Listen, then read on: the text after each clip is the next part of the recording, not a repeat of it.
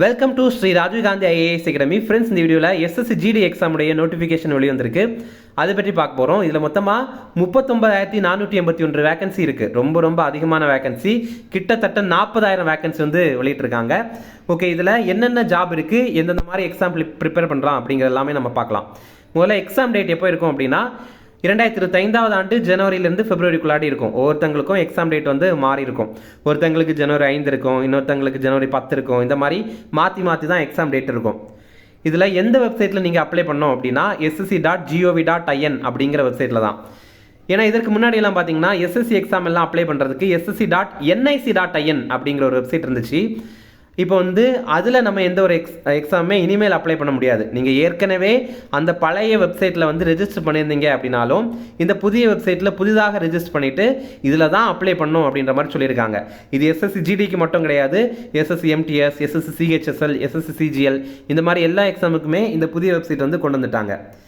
Application start date என்னைக்குன்னா நேற்றுக்கு தான் இது ஸ்டார்ட் ஆயிருக்கு. செப்டம்பர் 5 இது ஸ்டார்ட் ஆயிருக்கு. லாஸ்ட் டேட் இதை அப்ளை பண்ணுறதுக்கு எப்போ அப்படின்னா அக்டோபர் 14. ஆனாலுமே நீங்கள் கடைசி ஒரு வாரத்துக்கு முன்னாடியே அப்ளை பண்ணிடுங்க. ஏன்னா கடைசி ஒரு வாரம் வந்து வெப்சைட் வந்து ரொம்ப ஸ்லோவாக இருக்கும், ரொம்ப சுற்றி இருக்கும். அதனால் நீங்கள் வந்து முன்னாடியே அப்ளை பண்ணுங்கள். ஏஜ் குவாலிஃபிகேஷன் என்ன அப்படின்னா 18 வயதுலேருந்து 23 வயது உள்ளவங்களாக இருக்கணும்.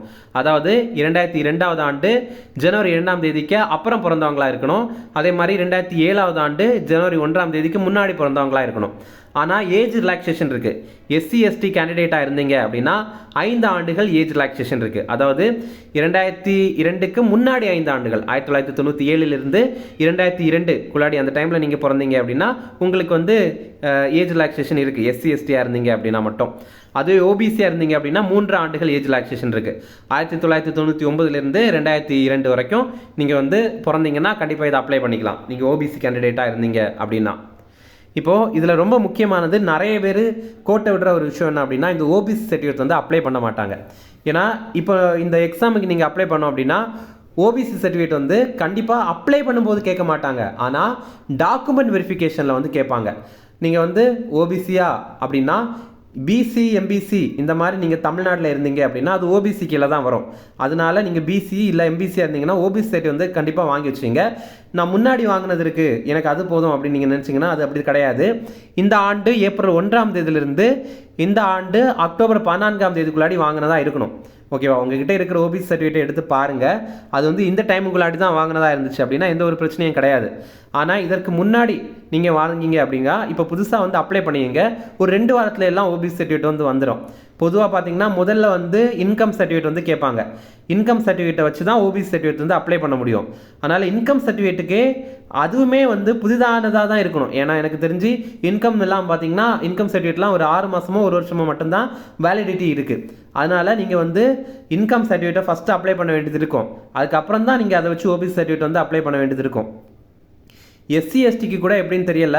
எஸ்சி எஸ்டிக்கெல்லாம் பார்த்தீங்கன்னா இந்த பழையது புதியது அந்த மாதிரி கன்ஃபியூஷனே ஆகாது. ஏன்னா அவங்களுக்கெல்லாம் ஒரே சர்டிஃபிகேட் தான். ஆனால் ஓபிசிக்கெல்லாம் பார்த்தீங்கன்னா பழைய சர்டிஃபிகேட், அது இது புதிய சர்டிஃபிகேட்டு, இந்த டைம்லேருந்து இந்த டைமுக்குள்ளாடி தான் இருக்கணும் அப்படின்ற மாதிரியெல்லாம் சில கண்டிஷன் இருக்குது. நீங்கள் வந்து இப்போது அக்டோபர் 15 உங்களுக்கு ஓபிசி சர்டிஃபிகேட் வந்து கையில் கிடச்சிட்டு அக்டோபர் 15 டேட்டாவில் இருந்துச்சு அப்படின்னாலும் அதை வச்சு நீங்கள் வந்து எக்ஸாமில் பாஸ் பண்ணாலும் வேலைக்கு போக முடியாது. அதனால் கண்டிப்பாக இந்த டைமை வந்து ரொம்ப முக்கியமாக பார்த்துட்டு கண்டிப்பாக இது வந்து எக்ஸாமுக்காக நீங்கள் யூஸ் பண்ணுவீங்க. இது கண்டிப்பாக தெரிஞ்சுங்க. ஓகே, இதில் பாருங்கள் என்னென்ன இருக்குது, என்னென்ன வேலை இருக்குது அப்படின்னா BSF, CASF, CRPF, SSB, ITBP, Assam Rifles, SSF, NCB இதெல்லாமே இருக்குது. இது என்னெல்லாம் அப்படிங்கிற நம்ம வரிசையாக பார்க்கலாம். முதல்ல பாருங்கள், ரொம்ப அதிகமான வேகன்சி இதில் இருக்குது அப்படின்னா பிஎஸ்எஃப்ல தான் இருக்குது. 2வது அதிகமான வேகன்சி சிஆர்பிஎஃப்ல தான் இருக்குது. 3வது அதிகமான வேகன்சி சிஏஎஸ்எஃப்ல தான் இருக்குது. இதெல்லாம் அடுத்தடுத்த வேகன்சி எவ்வளோ இருக்குது அப்படிங்கிறத நம்ம பார்க்கலாம். ஓகே, இதில் என்ன வேலை கிடைக்கும் அப்படிங்கிற பார்க்கலாம். முதல்ல நீங்கள் இந்த எக்ஸாம் அப்ளை பண்ணுறீங்கல்ல, அப்ளை பண்ணும்போதே உங்களுக்கு என்ன வேலை வேணும் அப்படிங்கிறத நீங்கள் கொடுத்துடணும். ஏன்னா நம்ம டிஎன்பிஎஸ்சி எக்ஸாம்லாம் பார்த்தீங்கன்னா நீங்கள் எக்ஸாம் வந்து பாஸ் பண்ணதுக்கு அப்புறம் உங்கள்கிட்ட கவுன்சிலிங் வச்சு கேட்பாங்க, என்ன வேலை வேணும் உங்களுக்கு அப்படின்ற மாதிரி கேட்பாங்க. ஆனால் இங்கே அப்படி கிடையாது. எஸ்எஸ்சி எக்ஸாம்லாம் பொறுத்த வரைக்கும் நீங்கள் எதை அப்ளை பண்ணுறீங்களோ அதையே வந்து உங்களுக்கு கடைசியில் நீங்கள் பாஸ் பண்ணதுக்கப்புறம் தந்துடுவாங்க. நீங்கள் அங்கே போய் எனக்கு இது வேண்டாம் அப்படின்லாம் சொன்னால் இல்லை நீங்கள் அப்ளை பண்ணும்போது இதுதான் அப்ளை பண்ணீங்க, அதனால் உங்களுக்கு இந்த வேலை தான் கிடைக்கும் அப்படின்னு சொல்லிடுவாங்க. ஓகேவா? ஃபஸ்ட்டு பாருங்கள், ஃபஸ்ட்டு வந்து பிஎஸ்எஃப் வேலை அப்படின்னா என்னென்னா பாகிஸ்தான் மற்றும் பங்களாதேஷ் இந்த பார்டரை வந்து காவல் காக்கிற மாதிரி வேலை இருக்கும். பங்களாதேஷில் எல்லாம் பசு கடத்துறாங்க, போதைப்பொருள் கடத்துறாங்க. பாகிஸ்தான்ல எல்லாம் தீவிரவாதிகள்லாம் கொஞ்சம் இருக்கிறாங்க, பாகிஸ்தான் பார்டரில் தீவிரவாதிகள்லாம் இருக்காங்க. இது மட்டும் இல்லாமல் பாகிஸ்தான் நமக்கு எதிரி நாடு. இது கொஞ்சம் ஆபத்தான நிலைமையில தான் இருக்குது இந்த வேலை. இரண்டாவது பார்த்தீங்கன்னா சிஏஎஸ்எஃப் அப்படின்னா இண்டஸ்ட்ரியல் செக்யூரிட்டி. இது ரொம்ப ரொம்ப நல்ல வேலை. இங்கே இருக்கிறதுலேயே ரொம்ப சூப்பரான வேலை இது அப்படின்னா இந்த சிஏஎஸ்எஃப் தான். ஓகேவா? அப்போ சிஏஎஸ்எஃப் அப்படின்னா என்னென்னா நம்ம தொழிற்சாலைகளை பாதுகாக்கிற மாதிரி இருக்கும். அது மட்டும் இல்லாமல் ஏர்போர்ட்டை வந்து பாதுகாக்கிற மாதிரி இருக்கும். முடிந்த அளவுக்கு ஆபத்தே இல்லாத வேலையாக தான் இருக்கும். ஏன்னா கவர்மெண்ட்டுடைய பொதுத்துறை நிறுவனங்கள், அதுக்கப்புறம் ஏர்போர்ட்டு, அப்புறம் அணு உலைகள், இதெல்லாம் வந்து வெளியில இருந்து பாதுகாக்கிற மாதிரிப்பட்ட வேலையாக தான் இருக்கும். அதனால் அந்த அளவுக்கு ஆபத்து இருக்காது. அடுத்தது சிஆர்பிஎஃப். இது வந்து கலவரத்தை கட்டுப்படுத்தணும். இது நீங்களே திரைப்படங்களில் கூட பார்த்துருப்பீங்க. அடுத்தது எஸ்எஸ்பி அப்படின்னா சசஸ்திர சீமாபால் அப்படிங்கிறது. இது நேபாள பார்டரையும் அதே மாதிரி பூடான் பார்டரையும் நம்ம காவல் காக்க வேண்டியது இருக்கும். அங்கே அந்த அளவுக்கு ஆபத்து இல்லை, ஆனால் சின்ன சின்ன பொருட்கள் வந்து கடத்திட்டு போகிறாங்க அப்படின்ற மாதிரி தகவல் வருது. ஓகேவா? போதைப் பொருட்கள் கடத்துறாங்க, அந்த மாதிரி கடத்துறாங்க அப்படின்னு தகவல் வருது. அடுத்தது ஐடிபிபி. இது ரொம்ப ரொம்ப ஆபத்தான வேலை. ஏன்னா இது சீனாவுடைய பார்டரை வந்து பாதுகாக்கிற மாதிரி இருக்கும். முதல்ல சீனா நமக்கு எதிரி நாடு, அவங்க எந்த நேரம் வேணாலும் நம்மளை தாக்கலாம். இது ஒரு விஷயம். இரண்டாவது பார்த்தீங்கன்னா அந்த பகுதி வந்து ரொம்ப ரொம்ப குளிரான பகுதியாக இருக்கும். அப்போது நீங்கள் சீனாவை தாக்கு கூட பிடிச்சிருவீங்க, ஆனால் அந்த குளிரை தாக்கு பிடிக்க முடியாது. அதனால் முடிந்த அளவுக்கு இந்த ஐடிபிபி மட்டும் அப்ளை பண்ணாதுங்க. அடுத்தது அஸ்ஸாம் ரைஃபிள்ஸ். இது வந்து மியான்மர் பார்டரை வந்து பாதுகாக்கிற மாதிரி இருக்கும். இது கூட ஓரளவு பரவாயில்ல தான். அடுத்தது என்சிபி. இது வந்து போதை கடத்தல் தடுப்பு. இந்த போதைப் பொருட்கள் வந்து கடத்துறாங்களா அப்படின்ற மாதிரி நீங்கள் பார்க்குறது தான் இருக்கும். இது பெரிய அளவுக்கு கஷ்டம் அப்படின்னு நம்ம சொல்ல முடியாது, ஓரளவு ஈஸி தான். அடுத்தது எஸ்எஸ்எஃப் பார்த்தீங்க அப்படின்னா மத்திய அரசுடைய செயலகங்கள். இது எப்படின்னா டெல்லியில் நம்ம பாதுகாப்புத்துறை அமைச்சகத்திற்குன்னு தனியாக ஒரு செக்ரட்டரியேட் இருக்கும். அதே மாதிரி நிதித்துறை அமைச்சகத்திற்கு ஒரு தனியாக ஒரு செயலகம் இருக்கும், செக்ரட்டரியேட் இருக்கும். அதே மாதிரி எல்லா அமைச்சகத்திற்குமே தனித்தனியாக செக்ரட்டரியேட் இருக்கும். அதை நீங்கள் பாதுகாக்கிற வேலை தான் இந்த வேலை. ஓகேவா? அதனால வந்து இது நல்லா தான் இருக்கும், அந்த அளவுக்கு பாதிப்பும் கிடையாது. அப்போது இதில் ரொம்ப ரொம்ப பாதிப்பானது அப்படின்னா இந்த பாகிஸ்தான் அண்ட் பங்களாதேஷ் பார்டர், இது பிஎஸ்எஃப் இது. அதுக்கப்புறம் வந்து ஐடிபிபி இது. ஓகேவா? இதை தவிர சிஆர்பிஎஃப் இதுவுமே ஆபத்தானது. மீது இருக்கிறது எல்லாமே ஓரளவுக்கு நீங்கள் வந்து மேனேஜ் பண்ணுற மாதிரி தான் இருக்கும். ஓகே, இதில் பாருங்கள். இதில் இன்னொரு விஷயம் தெரிஞ்சுக்கணும்.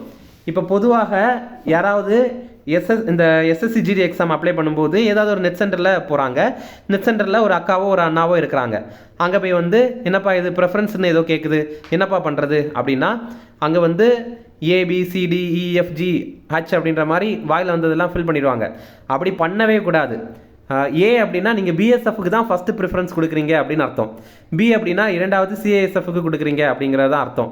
ஓகேவா? நீங்கள் நல்ல மார்க் எடுத்துருந்தீங்க, உங்களுக்கு சிஏஎஸ்எஃப் கிடைக்கிறதுக்கான மார்க்கு கூட உங்களுக்கு இருந்துச்சு அப்படின்னா கூட நீங்கள் ஃபஸ்ட்டு பிஎஸ்எஃப் கொடுத்தனால உங்களுக்கு பிஎஸ்எஃப் வேலை தான் கிடைக்கும். நீங்கள் கடைசியில் போய் அங்கே சேஞ்செல்லாம் பண்ணிட்டு இருக்க முடியாது. அதனால் அப்ளை பண்ணும்போது இதை வந்து பார்த்து பண்ணுங்கள். நீங்கள் வந்து அப்ளை பண்ணும்போது பிஎஸ்எஃப் வேணுமா சிஏஎஸ்எஃப் வேணுமா அப்படின்ற மாதிரி கேட்காது. அது ஏ வேணுமா, பி வேணுமா, சி வேணுமா, டி வேணுமா அப்படின்ற மாதிரி ABCDEFGH அப்படின்ற மாதிரி தான் ஃபில் பண்ண சொல்லும். அதனால் ஏனா இது, பினா இது அப்படிங்கிறத நீங்கள் ஒரு ஸ்க்ரீன்ஷாட் கூட எடுத்து வச்சுங்க. ஓகேவா? இப்போ பாருங்கள், இன்னொரு விஷயம் தெரிஞ்சுக்கலாம்.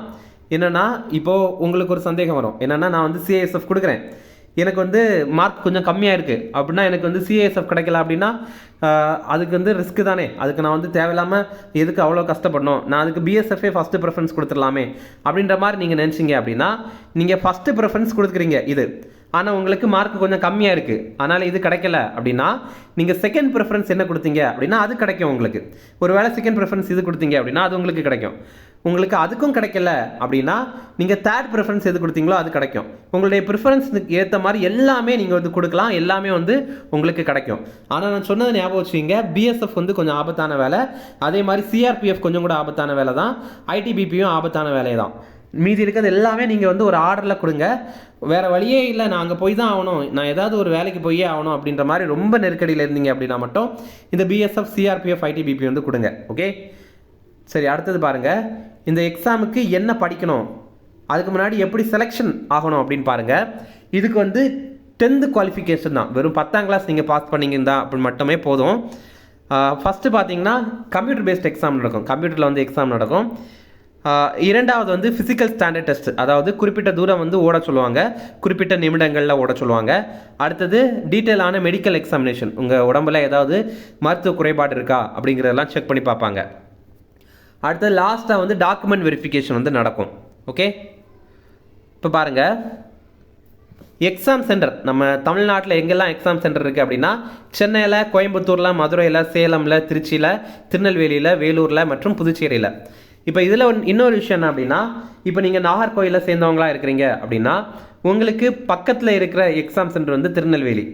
நீங்கள் முடிஞ்ச அளவுக்கு சீக்கிரமாக அப்ளை பண்ணியிருந்தீங்க அப்படின்னா நீங்கள் ஃபஸ்ட்டு ப்ரெஃபரன்ஸ் கொடுக்குற திருநெல்வேலியே உங்களுக்கு கிடைக்கும். நீங்கள் இரண்டாவது ப்ரெஃபரன்ஸ் வந்து வேலூர் கொடுப்பீங்க, தேர்டு ப்ரெஃபரன்ஸ் வந்து சென்னை கொடுக்குறீங்க அப்படின்னா நீங்கள் ரொம்ப லேட்டாக அப்ளை பண்ணுறீங்க அப்படின்னா சில நேரங்களில் வேலூர் இல்லைனா சென்னை கூட கிடைக்கலாம். ஆனால் நீங்கள் வந்து முடிஞ்ச அளவுக்கு கொஞ்சம் சீக்கிரமாகவே அப்ளை பண்ணுங்கள். அதனால் கண்டிப்பாக இது வந்து முக்கியமானது தான். ஓகே, அதே மாதிரி தமிழ்லையும் இங்கிலீஷ்லேயும் ஹிந்திலையும் வந்து நீங்கள் இந்த எக்ஸாம் எழுதலாம். இதில் இன்னொரு விஷயம் பாருங்கள், இந்த எக்ஸாம் டைம் சில நேரங்களில் எப்படி இருக்கும்னா 8 மணிக்கு எக்ஸாம் ஆரம்பிக்கும் அப்படின்ற மாதிரி இருக்கும். காலையில் 8 மணிக்கு. இப்போ நீங்கள் வந்து உங்கள் ஊர் ரொம்ப தொலைவில் இருக்குது எக்ஸாம் சென்டர்லேருந்து அப்படின்னா நீங்கள் வந்து ரொம்ப முன்னாடியே போயிடணும். 8 மணிக்கு அப்படின்னு ஆரம்பிக்குதுன்னா கேட் க்ளோசிங் டைம் அப்படின்னு ஒன்று இருக்கும். கேட் க்ளோசிங் டைம் வந்து ஒரு 7:15 அந்த மாதிரி இருக்கும். அப்போ நீங்கள் 7:15 அப்புறம் ஒரு நிமிஷம் லேட்டாக போனீங்க அப்படின்னா கூட அவங்க வந்து கண்டிப்பாக உங்களை உள்ளே விட மாட்டாங்க. நம்ம டிஎன்பிஎஸ்சி எக்ஸாமில் எல்லாம் கூட சில நேரங்களில் பார்த்தீங்கன்னா கேட் க்ளோசிங் டைமுக்கு அப்புறம் கூட உள்ளே விடுவாங்க. அதாவது நீங்கள் வந்து இந்த டைமுக்குள்ளாடி வரணும் அப்படின்னு சொல்லுவாங்க. ஆனால் வந்து அந்த டைமை தாண்டி நீங்கள் போனீங்க அப்படின்னா கூட சில நேரங்களில் பரவாயில்லப்பா, போப்பா போய் எக்ஸாம் எழுதுப்பா, இன்னும் எக்ஸாம் ஆரம்பிக்கல, போய் எழுது அப்படின்னு சொல்லுவாங்க. ஆனால் இந்த சென்ட்ரல் கவர்மெண்ட் எக்ஸாம்லாம் பொறுத்த வரைக்கும், இந்த எஸ்எஸ்சி எக்ஸாம் எல்லாம் பொறுத்த வரைக்கும் பார்த்தீங்கன்னா நீங்கள் அவங்க காலில் விழுந்தாலும் இந்த கேட் க்ளோசிங் டைமுக்கு ஒரு நிமிஷம் தாண்டி வந்து கண்டிப்பாக விட மாட்டாங்க. நீங்கள் வந்து இப்படி சொல்லுங்களா, நீங்கள் நான் கேரளாலேருந்து வரேன், நான் வந்து ஆஃப்ரிக்காலேருந்து வரேன், நான் வந்து டெல்லியிலேருந்து வரேன், நான் அமெரிக்காலேருந்து வரேன், அதனால தான் லேட் ஆச்சு அப்படின்னு சொன்னாலுமே அவங்க எதுவுமே விடவே மாட்டாங்க. அதனால் கண்டிப்பாகவே கொஞ்சம் சீக்கிரமாக போயிருங்க. ஓகே, அதே மாதிரி எக்ஸாம் லாங்குவேஜ் பார்த்தீங்கன்னா தமிழில், இங்கிலீஷில், அப்புறம் ஹிந்தியில், இந்த 3 லாங்குவேஜ்லையும் இருக்கும். இதில் நீங்கள் தமிழ் மீடியம் படிச்சிருந்தீங்க அப்படின்னா மட்டும் தமிழில் எழுதுங்க. இங்கிலீஷ் மீடியம் படிச்சுட்டு நான் வந்து எனக்கு தமிழ் கூட புரியும் அப்படின்னு நினச்சிட்டு நீங்கள் தமிழ் எழுதாதுங்க. ஏன்னா இந்த தமிழில் இருக்கிறது டிரான்ஸ்லேஷனில் சில பிரச்சனை இருக்கும். அப்போ தமிழ் மீடியம் படித்தவங்களுக்கு ஓரளவு மேனேஜ் பண்ணிடுவாங்க. ஆனால் இங்கிலீஷ் மீடியம் படித்தவங்களுக்கு இது என்னப்பா ஒழுங்காகவே டிரான்ஸ்லேட் பண்ணிக்க மாட்டேங்கிறாங்களே அப்படின்ற மாதிரி ஒரு கன்ஃபியூஷன் வரும். இப்போ டிஎன்பிஎஸ்சி எக்ஸாம்லாம் பார்த்தீங்கன்னா தமிழ்லேயும் இருக்கும், இங்கிலீஷ்லேயும் இருக்கும். நீங்கள் வந்து தமிழில் புரியலை அப்படின்னா இங்கிலீஷில் பார்த்துக்கலாம், இங்கிலீஷில் புரியலை அப்படின்னா தமிழில் பார்த்துக்கலாம். ஆனால் இதில் அப்படி கிடையாது. தமிழ்னா முழுக்க முழுக்க தமிழ், இங்கிலீஷ்னா முழுக்க முழுக்க இங்கிலீஷ், அந்த மாதிரி தான் இருக்கும். அதனால் நீங்கள் எதை அப்ளை பண்ணுறீங்களோ இப்போவே கரெக்டாக அப்ளை பண்ணிடுங்க. ஓகே, அடுத்தது எக்ஸாம் ஃபீஸ் பார்த்தீங்கன்னா எஸ்சி எஸ்டி கேட்டகரியாக இருக்கிறீங்க, அதே மாதிரி பெண்களாக இருக்கிறீங்க அப்படின்னா இதற்கு எந்த ஒரு ஃபீஸும் கிடையாது. அதுக்கப்புறம் பர்சன் வித் டிசபிலிட்டி, அதாவது மாற்றுத்திறனாளிகளாக இருக்கிறீங்க அப்படின்னா இதற்கு எந்த ஒரு காசும் கிடையாது அப்படின்ற மாதிரி சொல்லியிருக்காங்க. ஓகே, அடுத்தது அதர்ஸ், இதை தவிர அதாவது ஓபிசி கேட்டகரியாக இருக்கீங்க, அதுக்கப்புறம் அன்ரிசர்வ் கேட்டகரியாக இருக்கிறீங்க அப்படின்னா உங்களுக்கு 100 ரூபா மட்டும்தான். அடுத்தது என்னென்ன சப்ஜெக்ட் இருக்கும் அப்படின்னா ஜென்ரல் இன்டெலிஜென்ஸ் அண்ட் ரீசனிங், அதாவது ரீசனிங் இருக்குல்ல அது, அதுக்கப்புறம் GK, general knowledge and general awareness இது இருக்கும். அதுக்கப்புறம் எலிமெண்ட்ரி மேத்தமெட்டிக்ஸ், இது வந்து மேக்ஸ் தான். அடுத்தது இங்கிலீஷ் அல்லது ஹிந்தி.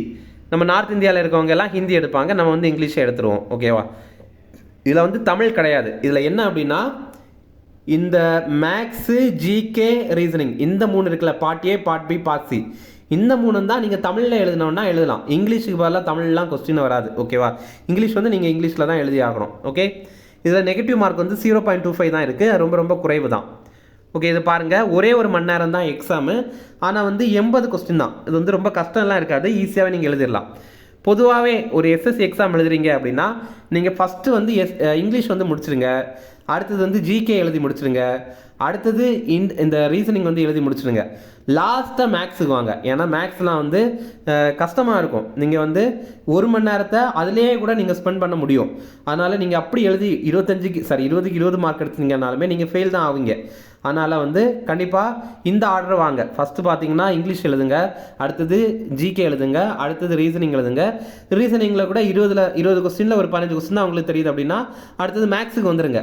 மேக்ஸில் பார்த்தீங்கன்னா உங்களுக்கு ஒரு 10 கொஸ்டின் தெரியுதுன்னு வச்சுங்களேன். இப்போ மீதி ஒரு 30 நிமிஷம் இருக்குது அப்படின்னா அந்த 30 நிமிஷத்தில் மீதி இருக்க கொஸ்டினை வந்து ரீசனிங்கில் உங்களுக்கு எவ்வளோ தெரியும், மேக்ஸ் எவ்வளோ தெரியும், அதை மாற்றி கொஞ்சம் கொஞ்சமாக பார்த்து முடிஞ்ச அளவுக்கு அட்டன் பண்ணிடலாம். ஓகே, அடுத்தது இந்த எக்ஸாம் முடிந்ததுக்கப்புறம் என்ன நடக்கும் அப்படின்னா ரன்னிங் டெஸ்ட் தான் நடக்கும். இந்த எக்ஸாம் முடிஞ்சதுக்கப்புறம் ஒரு 3 மாதத்தில் அந்த ரன்னிங் டெஸ்ட் வந்து நடக்கும். ஓகே, இது எப்படின்னா நீங்கள் ஆண்களாக இருக்கிறீங்க அப்படின்னா 5 கிலோமீட்டர் தூரத்தை 24 நிமிடத்தில் வந்து கடக்க வேண்டியது இருக்கும். இது ரேஸ் மாதிரி. ஆனால் வந்து யார் ஃபஸ்ட்டு வராங்களோ அவங்களுக்கு தான் வேலை அப்படின்ற மாதிரி கிடையாது. நீங்கள் இந்த டைமில் இந்த தூரத்தை நீங்கள் கவர் பண்ணியிருந்தீங்க அப்படின்னாலே போதும். இதில் ஃபஸ்ட்டு வரவங்களுக்கு தான் வேலை, செகண்ட் வரவங்களுக்கு தான் வேலை அப்படின்ற மாதிரிலாம் கிடையாது. ஓகேவா? அதே மாதிரி இப்போது கிட்டத்தட்ட 40,000 வேகன்சி வந்து இருக்குது. 39,000க்கு மேலே வேகன்சி இருக்குது. கிட்டத்தட்ட 40,000 அப்படின்னு வச்சிங்களேன். 40,000 வேகன்சி இருக்கா? அதனால் இந்த ஃபிசிக்கல் எக்ஸாமினேஷனுக்கு 1:10 அப்படின்ற மாதிரி தான் வந்து சூஸ் பண்ணுவாங்க. 1:10 அப்படின்னா கிட்டத்தட்ட 4 லட்சம் பேரை வந்து சூஸ் பண்ணுவாங்க. அதனால் இந்த எக்ஸாம் வந்து ரொம்ப ஈஸியாக தான் இருக்கும். ரொம்ப ஈஸி இந்த சென்ஸ் என்னென்னா, நீங்கள் வந்து சும்மா அப்ளை பண்ணாலுமே, நீங்கள் அப்ளை பண்ணி எழுதினவங்களுக்கே நிறைய பேருக்கு வந்து பாஸ் ஆகிருக்காங்க. எனக்கு தெரிஞ்சவங்களே நிறைய பேர் வந்து பாஸ் பண்ணியிருக்காங்க. அவங்க ஜஸ்ட் அப்ளை பண்ணியிருப்பாங்க, எழுதியிருப்பாங்க, அவ்வளோதான். ஓகே, சரி, இதை பாருங்களேன். இதில் வந்து பெண்களாக இருக்கிறீங்க அப்படின்னா 8 நிமிஷத்தில் 1.6 கிலோமீட்டர் தூரத்தை வந்து கடக்க வேண்டியது இருக்கும். அதுவே லடாக்கில் ரீஜனில் இருக்கிறீங்க அப்படின்னா இந்த தூரம். நீங்கள் கண்டிப்பாக யாருமே லடாக்கை சேர்ந்தவங்களாக இருக்க மாட்டீங்க, அதனால் நான் இதை சொல்லலை. ஓகே, அது மாதிரி ஹைட்டு பாருங்களேன். ஆண்களாக இருந்தீங்க அப்படின்னா 170 சென்டிமீட்டர் இருக்கணும். பெண்களாக இருந்தால் 157 சென்டிமீட்டர் இருக்கணும். ஓகே, இதை தவிர எஸ்டி கேட்டகரியில் இருக்கிறீங்க அப்படின்னா ஆண்களாக இருந்தனா 162.5 சென்டிமீட்டர் இருந்தால் போதும். பெண்களாக இருந்தால் 150 சென்டிமீட்டர் இருந்தால் போதும். ஓகே, இது தெரிஞ்சு வச்சுங்க. ஓகே, இப்போ பாருங்கள், நம்ம கம்ப்யூட்டர் பேஸ்ட் எக்ஸாம் இருக்குல்ல, ஃபஸ்ட்டு எக்ஸாம் இருக்குல்ல, அந்த எக்ஸாமுக்கு என்னென்ன படிக்கணும் அப்படிங்கிறத நம்ம லைட்டாக சொல்கிறேன். ஃபஸ்ட் வந்து ஜென்ரல் இன்டெலிஜென்ஸ் அண்ட் ரீசனிங். இது வந்து நீங்கள் தமிழ்நாடு போலீஸ் கான்ஸ்டபிள் எக்ஸாமில் சைக்காலஜி அப்படின்னு ஒரு சப்ஜெக்ட் இருக்குல்ல, அதில் இருக்கிறது தான் இங்கே வந்து ரீசனிங் அப்படின்னு சொல்கிறாங்க. நீங்கள் அங்கே என்னென்ன படிக்கிறீங்களோ அதெல்லாமே இங்கே வரும். ஓகேவா? Number series, letter series, coding, decoding, இந்த மாதிரி எல்லாமே வரும். அதில் இருக்க நீங்கள் படிச்சிருந்தீங்க அப்படின்னாலுமே போதும் தான். இரண்டாவதாக ஜிகே அண்ட் ஜென்ரல் அவேர்னஸ். இது பார்த்தீங்கன்னா எதுலேருந்து எது வரை கேட்பாங்க அப்படின்னா 6th-லேருந்து 10th வரை இருக்கிற ஸ்கூல் புக் இருக்குல்ல, அதுதான் வந்து கேட்பாங்க. பொதுவாக வந்து சிபிஎஸ்சி ஸ்கூல் புக் தான் கேட்பாங்க. சிபிஎஸ்சி ஸ்கூல் புக் வந்து நீங்கள் படிக்கலை அப்படின்னா கூட தமிழ்நாடு ஸ்கூல் புக் 6th-லேருந்து 10th வரை இருக்கிற சயின்ஸ் அண்ட் சோஷியல் படிச்சிருந்தீங்க அப்படின்னாலுமே உங்களுக்கு போதுமானது தான். ஓகே, எனக்கு கிட்டத்தட்ட ரெண்டுமே ஒன்றா இருக்கும். ஆனால் முடிஞ்சால் சிபிஎஸ்சி புக் வந்து படிங்க. அடுத்தது என்ன அப்படின்னா கரண்ட் அஃபேர்ஸ் வந்து படிக்கலாம். நம்ம சேனல்லாம் பார்த்தீங்க அப்படின்னா கரண்ட் அஃபேர்ஸ் வந்து போட்டுகிட்டே இருக்கும். நீங்கள் அதை கண்டிப்பாக ஃபாலோ பண்ணுங்கள். நம்ம சேனலில் வந்து ரொம்ப தெளிவாக பிடிஎஃப் எல்லாமே ஃப்ரீயாகவே கீழே டிஸ்கிரிப்ஷனில் கொடுத்துருப்போம். அதனால் உங்களுக்கு கண்டிப்பாக அது யூஸ்ஃபுல்லாக இருக்கும். அது நீங்கள் ஃபாலோ பண்ணிக்கலாம். அடுத்தது பார்த்தீங்கன்னா ஸ்டாட்டிக் ஜிகே அப்படின்ற மாதிரி ஒன்று சொல்கிறாங்க. ஸ்டாட்டிக் ஜிகே அப்படின்னா என்னென்னா எந்தெந்த இடத்துல எந்த இதுலாம் இருக்குது அப்படிங்கிறது. இப்போது எந்தெந்த தேசிய பூங்கா எந்தெந்த மாநிலத்தில் இருக்குது, இப்போது கிர் தேசிய பூங்கா எங்கே இருக்குது, குனோ தேசிய பூங்கா எங்கே இருக்குது, இந்த மாதிரி எல்லாமே கேட்பாங்க. அது மாதிரி எந்தெந்த மாநிலத்தில் எந்தெந்த டான்ஸ் இருக்குது, அப்புறம் எந்தெந்த மியூசிக் இன்ஸ்ட்ருமெண்ட் கூட எந்தெந்த இசைக்கலைஞர் வந்து பொருந்தக்கூடியவர், யார் யார் இதெல்லாம் வாசிப்பார், இந்த மாதிரி சில டாபிக்லாம் இருக்குல்ல, அதெல்லாம் ஸ்டாட்டிக் ஜிகே அப்படின்ற மாதிரி சொல்கிறாங்க. ஓகே, அடுத்தது எலிமெண்ட்ரி மேத்தமெட்டிக்ஸ். இது வந்து நம்ம டிஎன்பிஎஸ்சி, அதுக்கப்புறம் எஸ்ஏ எக்ஸாம், போலீஸ் எக்ஸாம், இதில் எல்லாம் படிக்கிற மேத்தமெட்டிக்ஸ் தான் எலிமெண்ட்ரி மேத்தமெட்டிக்ஸ் அப்படிங்கிறது. ஓகேவா? அடுத்தது இங்கிலீஷ் எல்லாம் பொறுத்த வரைக்கும் கிராமரும் இருக்கும், அதே மாதிரி வெக்காபுலரியும் இருக்கும். இப்போ வெக்காபுலரி அப்படின்னா மீனிங்ஸு, ஆப்போசிட்டு, இந்த மாதிரிலாம் இருக்குல்ல, அதுதான் வெக்காபுலரி. அடுத்தது ஸ்பெல்லிங் மிஸ்டேக், நீங்கள் எது கரெக்டான ஸ்பெல்லிங், எது தப்பான ஸ்பெல்லிங் அப்படிங்கிறத கண்டுபிடிக்க வேண்டியது இருக்கும். அடுத்தது பார்த்திங்கன்னா இந்த கிராமரில் டைரக்ட் ஸ்பீச், இன்டைரக்ட் ஸ்பீச் இருக்கும். அதுக்கப்புறம் வந்து ஆக்டிவ் வாய்ஸ், பேசிவ் வாய்ஸ் இருக்கும். கிளாஸ் டெஸ்ட் இருக்கும். கிளாஸ் டெஸ்ட் அப்படின்னா ஒரு பெரிய பேராகிராஃப் கொடுத்துருப்பாங்க. அந்த பேராகிராஃபில் இடையில வந்து டேஷ் அப்படி போட்டிருப்பாங்க. அதை வந்து நீங்கள் ஃபில் பண்ணுற மாதிரி இருக்கும். கரெக்டான ஆப்ஷன்லேருந்து எடுத்து ஃபில் பண்ணுற மாதிரி இருக்கும். அதுக்கப்புறம் வந்து இடியம்ஸ் அண்ட் ஃபேஸஸ் இருக்கும். அதுக்கப்புறம் ஒன் வேர்ட் சப்ஸ்டியூஷன் இருக்கும். எரர் ஸ்பாட்டிங் இருக்கும். இந்த மாதிரி இருக்கிற டாபிக் எல்லாம் இருக்கும். ஓகேவா? ஓகே, இப்போ உங்களுக்கு இதை பற்றி ஏதாவது சந்தேகம் இருக்குது அப்படின்னா கண்டிப்பாக கமெண்ட்ஸில் கேளுங்க. அடுத்தது லாஸ்ட்டாக ஒன்று சொல்லிக்கிறேன். ஃபோட்டோ அப்ளை பண்ணுறது மட்டும் தப்பாக பண்ணிட்டீங்க அப்படின்னா உங்களை வந்து ரிஜெக்ட் பண்ணிடுவாங்க. ஏற்கனவே எனக்கே அந்த மாதிரி ஒரு முறை ஆயிருக்கு. அதனால் ஃபோட்டோ வந்து கரெக்டாக அப்ளை பண்ணுங்கள். முன்னாடி எல்லாம் ஃபோட்டோ நம்ம எடுத்த ஃபோட்டோவை அப்ளை பண்ணுற மாதிரி இருக்கும். இப்போ எல்லாம் எப்படி கொண்டு வந்துட்டாங்க அப்படின்னா நம்ம வந்து லைவ்லேயே ஃபோட்டோ எடுக்கிற மாதிரி இருக்கும். நீங்கள் வந்து ஃபோன்லேயே ஆப்பை இன்ஸ்டால் பண்ணி ஃபோட்டோ எடுக்கலாம். ஓகே, நீங்கள் ஒரு நெட் சென்டரில் அப்ளை பண்ணியிருந்தீங்க அப்படின்னாலுமே அங்கே ஒரு டைம்னா கரெக்டாக ஃபோட்டோ அப்ளை பண்ணுற டைமில் அங்கே ஒரு கியூஆர் கோடு வந்துடும். அந்த கியூஆர் கோடை உங்கள் ஃபோனில் ஸ்கேன் பண்ணிங்கன்னா அங்கே ஒரு ஆப் வந்து டவுன்லோட் ஆகும். அந்த ஆப்பில் நீங்கள் வந்து ஃபோன்லேயே ஃபோட்டோ எடுத்துக்கலாம். ஓகே, இதில் பாருங்களேன், சில விஷயங்கள் நம்ம நோட் பண்ணோம். முதல்ல இந்த மாதிரி தெளிவான ஃபோட்டோவாக இருந்துச்சுன்னா மட்டும்தான் அப்ரூவ் ஆகும். இந்த பின்னாடி வந்து பேக்ரவுண்டு நல்லா இல்லை பார்த்தீங்களா, இங்கெல்லாம் பேக்ரவுண்டு ஒழுங்கா இல்லையா, அப்போ இது ரிஜெக்ட். இங்கே பாருங்களேன், இங்கே வந்து அப்படி மேலே இருந்து கீழே பார்க்குற மாதிரி ஃபோட்டோ எடுத்திருக்காங்க, அப்போ இது ரிஜெக்ட். இது வந்து சைடில் பார்க்குற மாதிரி ஃபோட்டோ எடுத்திருக்காங்க, ரிஜெக்ட். இது வந்து டார்க்காக இருக்கிற மாதிரி ஃபோட்டோ எடுத்திருக்காங்க, ரிஜெக்ட். அடுத்தது இங்கே வந்து கண்ணாடி போட்டிருக்காங்க, அது வந்து ரிஜெக்ட். ஓகேவா, ஒரு முறை எனக்குமே அப்படி தான் கண்ணாடி போட்டு ஃபோட்டோ எடுத்து அனுப்பிட்டேன், அப்போ வந்து ரிஜெக்ட் ஆயிடுச்சு. அடுத்தது இங்கே பாருங்களேன், நிழல் தெரிகிற மாதிரி ஃபோட்டோ எடுத்திருக்காங்க, அது ரிஜெக்ட். இந்த மாதிரி சைடாலாம் ஃபோட்டோ எடுக்கக்கூடாது. அதே மாதிரி பேக்ரவுண்டில் இந்திய கொடி கூட இருக்குது, இதுவுமே தெரியக்கூடாது. இந்த மாதிரிலாம் ஃபோட்டோ எடுக்கக்கூடாது. தெளிவாக பிளெயின் பேக்ரவுண்டில் மட்டும் எடுக்கணும். ஓகே, இப்போ பாருங்கள், இது உங்களுக்கு தேவைப்படலை அப்படின்னா கூட உங்களுடைய ஃப்ரெண்ட்ஸுக்கெல்லாம் ஷேர் பண்ணுங்கள்.